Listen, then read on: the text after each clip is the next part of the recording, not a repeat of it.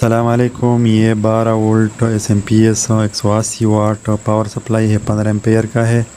तो इसको हम देखते हैं कि इसमें क्या मसला है। सबसे पहले हम इसके फ़िल्टर कैपेसिटर को डिस्चार्ज करते हैं, क्योंकि ये बड़ा डेंजरस होता है, इसको डिस्चार्ज करना ज़रूरी है। तो ये हमने डिस्चार्ज कर दिया। तो ये आप देख सकते हैं इसका जो मेन पावर ट्रांजिस्टर है वो ब्लास्ट हो चुके हैं। इसको हम निकाल देते हैं और निकालने के बाद चेक करते हैं। एक ब्लास्ट हो चुका है और दूसरा जो है वो ज़ाहरी तौर पर तो सही लगता है। ये देखो, ये बिल्कुल ब्लास्ट हो चुका है। जो कि दूसरा है वो सही लगता है, लेकिन हम इसको भी चेक करेंगे, क्योंकि ये अक्सर दोनों ही शॉर्ट हो जाते हैं। तो ये आप देख सकते हैं ये शॉर्ट हो गया है, ये भी ख़राब है। तो हम इसको बाद में चेंज करेंगे। तो इसके बाद हम इसके जो डायोड है, तमाम डायोड, वो भी चेक करेंगे। तो ये देखो, ये सही वैल्यू दे रहा है, ये भी ठीक है, और ये तीसरा भी सही है, और लास्ट वाला जो है ये भी ठीक है। तो इसके जो डायोड है वो ठीक है। अभी हम इसके रेजिस्टर चेक करते हैं। सबसे पहले ये 10 ओहम का है, ये सही वैल्यू दे रहा है। और जो दूसरा है ये 2.2 ओहम का है, तो ये वैल्यू सही नहीं दे रहा है, बहुत ज़्यादा मेगा ओम्स दे रहा है वैल्यू। तो इसका मतलब है कि ये ख़राब है। यहाँ पर 150 के है, लेकिन कैपेसिटर की चार्ज की वजह से ये सही वैल्यू नहीं दे रहा है, लेकिन ये आहिस्ता आहिस्ता बढ़ जाता है। तो इसका मतलब है कि ये सही है। और इसके साथ दूसरा भी है,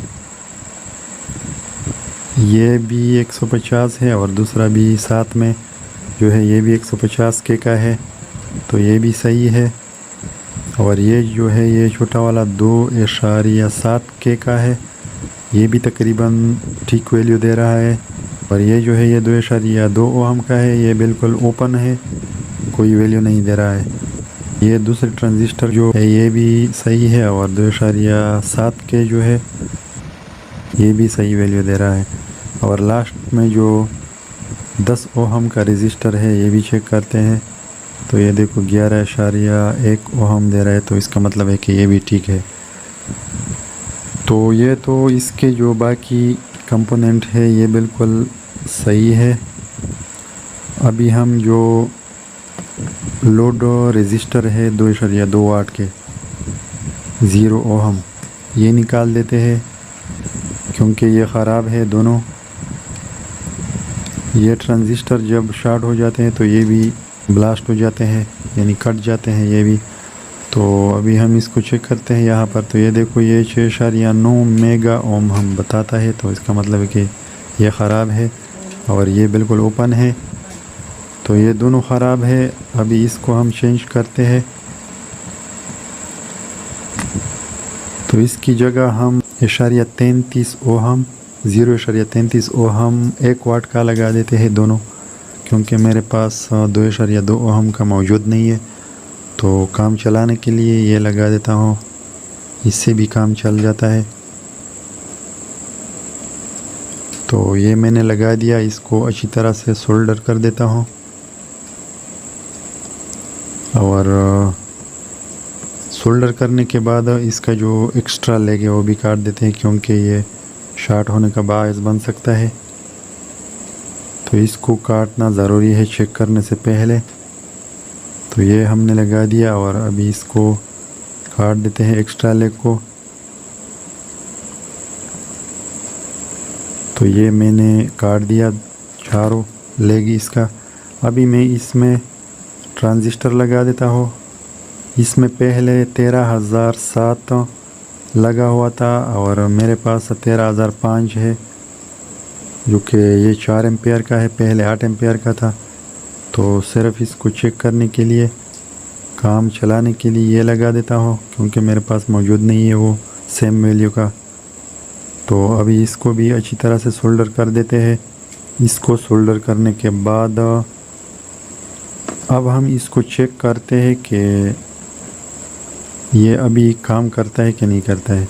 यहाँ पर VCC कैपेसिटर जो है, इस पर हम वोल्टेज चेक करते हैं पहले, बाद में आउटपुट वोल्टेज चेक करेंगे। यहाँ पर हम इसको सीरीज़ बोर्ड में लगा देते हैं, क्योंकि SMPS को हमेशा सीरीज़ बोर्ड में लगा देना चाहिए।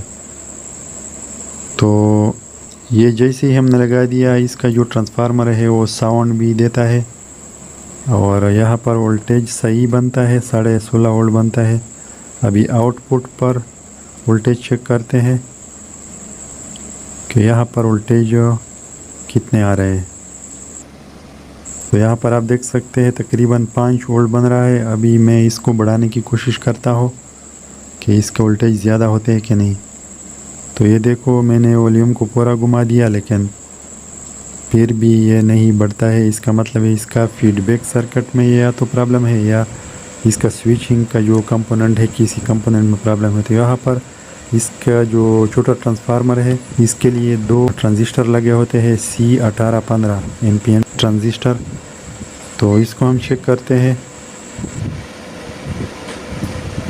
तो यहाँ पर देखो वैल्यू सही बता रहा है लेकिन यहाँ पर वैल्यू सही नहीं आ रहा है। यहाँ पर बहुत कम वैल्यू आ रही है। दूसरा भी चेक करते हैं, यहाँ पर भी कम वैल्यू आ रही है। तो इसका मतलब है कि इसमें प्रॉब्लम है। तो हम इसको PCB से निकाल कर चेक करेंगे कि आया इसी में ही प्रॉब्लम है या किसी दूसरे कंपोनेंट में प्रॉब्लम होने की वजह से यहाँ पर वैल्यू सही नहीं आ रही है। तो ये मैंने एक निकाल दिया, इसको चेक करते हैं पहले।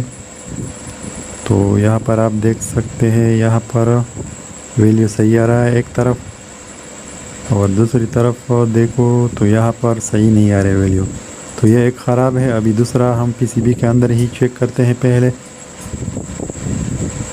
तो ये देखो ये सही आ रहा है, यहाँ पर डायोड की वैल्यू आ रही है। तो इसका मतलब है कि ये अब सही हो गया।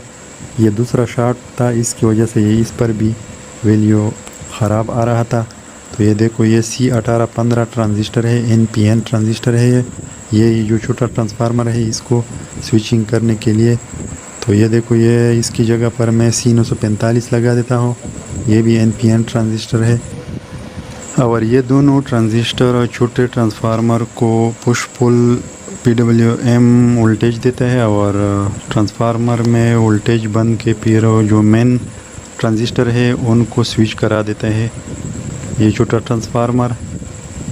तो जब एक ऑन होता है तो दूसरा ऑफ होता है और दूसरा जब ऑन होता है तो पहला ऑफ हो जाता है।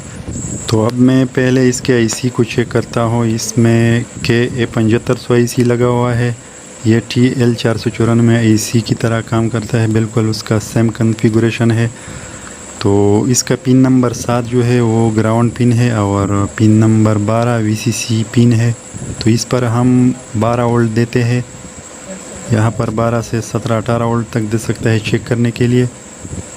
तो ये इसका देखो VCC के पेस्टर पर जो इसका 12 नंबर पिन लगा हुआ है उस पर एक वायर लगा देते हैं क्योंकि IC के पिन आपस में बहुत गैप कम होता है, शॉर्ट होने का ख़तरा होता है, इसलिए यहाँ पर लगा देता हूँ मैं VCC के पेस्टर के पॉजिटिव पिन पर।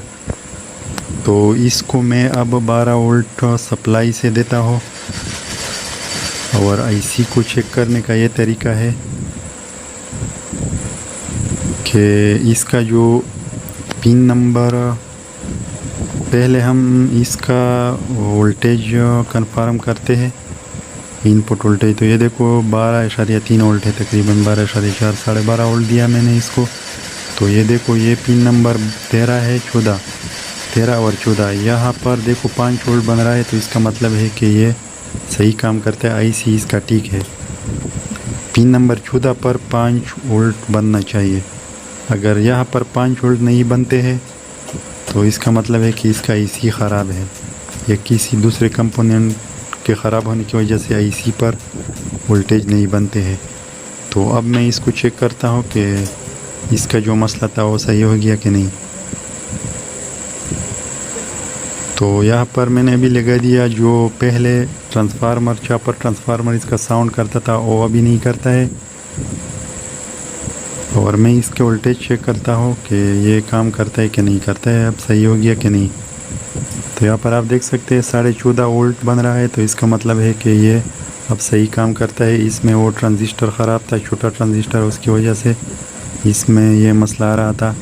तो अभी देखो इसका फीडबैक सर्किट भी काम करता है, इसके वोल्टेज कम ज़्यादा हो रहे हैं। तो प्लीज़ अगर वीडियो अच्छी लगी तो मेरे चैनल वाहिन इलेक्ट्रिक को ज़रूर सब्सक्राइब कीजिए।